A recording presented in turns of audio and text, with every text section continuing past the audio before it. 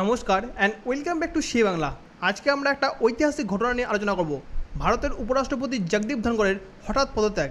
এটা ভারতের ইতিহাসে প্রথমবার যে একজন উপরাষ্ট্রপতি স্বাস্থ্যের কারণ দেখিয়ে মেয়াদ শেষ হওয়ার আগেই পদ ছেড়ে দিয়েছে। এই ঘটনাটা কেন ঘটলো, এর ফলে সাংসদ এবং রাজনীতির মধ্যে কী প্রভাব পড়বে এবং পরবর্তী উপরাষ্ট্রপতি কীভাবে নির্বাচন হবে, এই সব কিছু আমি সহজ ভাষায় বুঝিয়ে বলবো। তাহলে চলুন শুরু করা যাক। প্রথমেই আমরা জেনে নিই যে জগদীপ ধনখড় কে।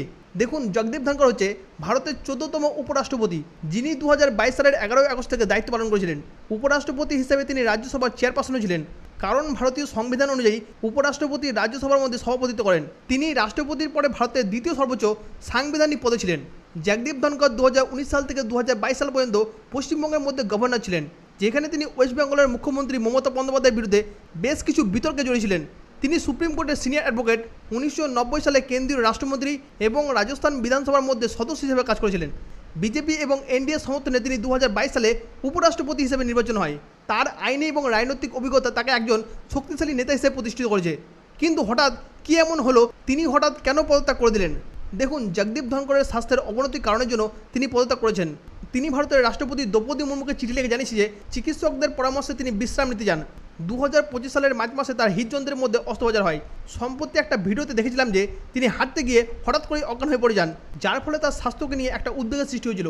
তবে তার হৃদযন্ত্রের অস্ত্রোপচারের পর তিনি জুলাই মাসে বলেছিলেন যে 2027 সাল পর্যন্ত সে তার দায়িত্বকে পালন করে চলবে। কিন্তু আমরা দেখি যে মাত্র 10 দিনের মধ্যেই সে তার পদত্যাগের সিদ্ধান্ত নিয়ে নেয়। এটি ভারতের ইতিহাসে প্রথমবার যে স্বাস্থ্যের কারণের জন্য একজন উপরাষ্ট্রপতি তার মেয়াদ শেষ হওয়ার আগেই পদ ছেড়ে দিয়েছেন। তবে তার পদত্যাগ তৎক্ষণাৎ কার্যকর করা হয়েছে, ঠিক যেমনটা আমাদের সংবিধানের মধ্যে আর্টিকেল 67 এর মধ্যে বলা আছে। উপরাষ্ট্রপতির পদত্যাগ, এই ঘটনাটা কেন এত ঐতিহাসিক? দেখুন, ভারতের ইতিহাসের মধ্যে এর আগে মাত্র দুজন উপরাষ্ট্রপতি মেয়াদ শেষ হওয়ার আগেই পদত্যাগ করে দিয়েছিলেন। প্রথমবার ছিলেন ভিভি গিরি 1969 সালে। তিনি রাষ্ট্রপতি জাকির হোসেনের মৃত্যুর পর রাষ্ট্রপতি নির্বাচনের মধ্যে প্রতিদ্বন্দ্বিতা করার জন্য পদত্যাগ করেছিলেন। আর দ্বিতীয় ব্যক্তি হচ্ছে আর ভেঙ্কটেরামন, যিনি 1927 সালে রাষ্ট্রপতি পদে নির্বাচনের জন্য পদত্যাগ করেছিলেন এবং পরে 1992 সাল পর্যন্ত তিনি রাষ্ট্রপতি ছিলেন। এই দুটি ক্ষেত্রেই আমরা দেখতে পাচ্ছি যে তাদের পদত্যাগের প্রধান কারণ ছিল যে তারা রাষ্ট্রপতির পদে প্রতিদ্বন্দ্বিতা করার জন্য তারা পদত্যাগ করেছিলেন, কোনো রকমের স্বাস্থ্যের অবনতির কারণে নয়। কিন্তু সম্প্রতি জগদীপ ধনখড়ের পদত্যাগ প্রথমবারের মতো স্বাস্থ্যের কারণের জন্য হলো, যার ফলে এটাকে একটা বিরল ঘটনা করে তুলেছে। আমাদের সংবিধানের মধ্যে আর্টিকেল 67A অনুযায়ী উপরাষ্ট্রপতি পদত্যাগ করতে চাইলে তাকে রাষ্ট্রপতির কাছে নিজের হাতে তার লেখা চিঠি জমা দিতে হবে। তার পদত্যাগ তাৎক্ষণিকভাবে কার্যকর করা হয় এবং এটা স্বেচ্ছায় হতে হবে। জগদীপ ধনখড় সে তার নিয়ম মেনে চলেছে। সে তার চিঠির মধ্যে ভারতের অর্থনৈতিক অগ্রগতি এবং প্রধানমন্ত্রী নরেন্দ্র মোদীর নেতৃত্বের প্রশংসা করেছে। এরপর নতুন উপরাষ্ট্রপতি নির্বাচন করার জন্য representation of the people act 1951 অনুসারে 6 মাসের মধ্যে নির্বাচন করতে হবে। এটি একটি পরোক্ষ নির্বাচন, যেখানে লোকসভা এবং রাজ্যসভার মধ্যে নির্বাচিত এবং মনোনীত সদস্যরা ভোট দেন। রাষ্ট্রপতি নির্বাচনের মতো রাজ্য বিধানসভার সদস্যরা এতে অংশগ্রহণ করে না। ভারতের মধ্যে উপরাষ্ট্রপতি হওয়ার জন্য তার যোগ্যতার বিশেষ কিছু ক্রাইটেরিয়া দরকার হয়।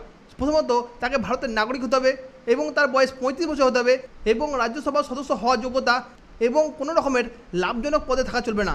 তবে এখন বর্তমানে জগদীপ ধনখড়ের পদত্যাগের ফলে রাজ্যসভার চেয়ারপারসন পদ শূন্য হয়ে গেছে। এখন ডেপুটি চেয়ারম্যান হরিবংশ নারায়ণ সিং অস্থায়ীভাবে এই দায়িত্ব পালন করবে। তবে উপরাষ্ট্রপতির পদ শূন্য থাকবে যতক্ষণ না পর্যন্ত নির্বাচন হচ্ছে, যার ফলে এটা রাজ্যসভার কার্যক্রমে একটা বড় প্রভাব ফেলবে। কারণ একজন চেয়ারপারসন সহপরিচালনা, বিল পাসের তদারকি এবং শৃঙ্খলাকে বজায় রাখেন। বর্তমানে রাজ্যসভার মধ্যে মনসুর অভিযান চলছে, তাই এইরকম ধরনের শূন্যতা একটা খুবই গুরুত্বপূর্ণ। জগদীপ ধনখড় বিজেপি এবং এনডিএ সমর্থক ছিলেন, তাই তার অনুপস্থিতি সরকারের নিয়ন্ত্রণের মধ্যে একটা বড় প্রভাব ফেলতে পারে। এখন প্রশ্ন হচ্ছে যে তার এই পদত্যাগের রাজনৈতিক প্রভাব কী হতে পারে। দেখুন, জগদীপ ধনখড় হচ্ছে বিজেপি এবং এনডিএর শক্তিশালী সমর্থক ছিলেন। তার পদত্যাগ রাজ্যসভায় এনডিএর নিয়ন্ত্রণকে কিছুটা দুর্বল করতে পারে। 2022 সালে তার নির্বাচনের সময় বিজেপির লোকসভায় সংখ্যাগরিষ্ঠ ছিল, কিন্তু এখন বর্তমানে এনডিএ সরকারের জোটের উপর নির্ভর করে চলতে হচ্ছে। জোটের অন্য দলগুলো যেমন জেডিইউ, টিডিপি, তাদের নেতারা কিন্তু এই পদকে চাইতে পারে। তবে বিরোধী দল যেমন কংগ্রেস বা তৃণমূল এই সুযোগে তাদের কৌশল প্রয়োগ করতে পারে। কেউ কেউ নীতিশ কুমার বা শশী থারুরের নাম প্রস্তাব করছেন, তবে এখনও পর্যন্ত কোনো চূড়ান্ত ডিসিশন নেওয়া হয়নি। তবে এবারে এই নির্বাচনটি একটা বড় রাজনৈতিক মঞ্চ হবে।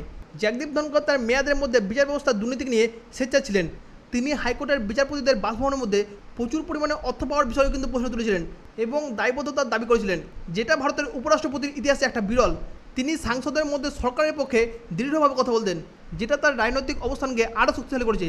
তার এই সাহসী ভূমিকা তাকে বিচার ব্যবস্থার সংস্কারক হিসেবে স্মরণীয় করে রাখবে। তিনি ভারতের অর্থনৈতিক অগ্রগতিরও প্রশংসা করেছেন। কিন্তু এখন প্রশ্ন হচ্ছে এর পরে কী হবে। দেখুন, নির্বাচন কমিশন শীঘ্রই নতুন উপরাষ্ট্রপতি নির্বাচনের সময়সীমা ঘোষণা করবে।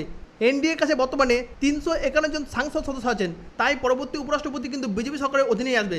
তবে তাদের জোটের অভ্যন্তরীণ গতিশীলতা কিন্তু বিরোধীদের কৌশলে একটা বড় পরিবর্তন আসতে পারে। কয়েকটা রিপোর্ট সামনে আসছে যে নীতিশ কুমার বা অন্য কোনো নিরপেক্ষ ব্যক্তি এই পদের মধ্যে আসতে পারে। বন্ধুরা, জগদীপ ধনকরের এই পদত্যাগ ভারতের রাজনীতিতে একটা মাইল ফলক। এটি কিন্তু একটা নতুন নির্বাচন এবং রাজনৈতিক গতিশীলতা নিয়ে আসবে।